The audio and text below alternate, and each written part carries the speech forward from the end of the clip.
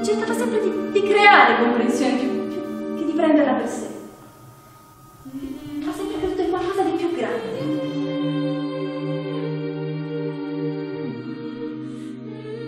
Ho capito! Sei tornato sulla strada. Hai fatto il sogno.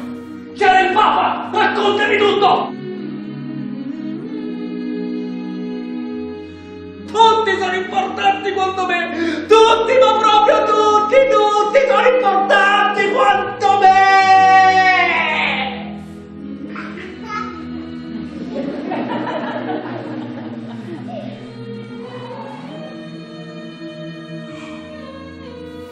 Beh, come ti senti?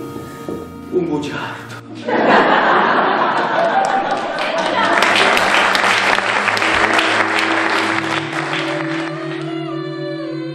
La cronaca si risveglia all'alba e interrompe il corso dei miei sogni, per cui non saprai mai che arriva su quella strada. Niente sogni, niente strada, niente Papa. Beh, forse quella strada vuole soltanto dirti Lazzaro, alzati e cammina.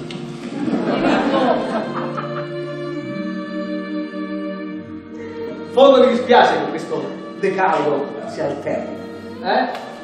Se come diceva il Papa, posso ben fare per 24 ore.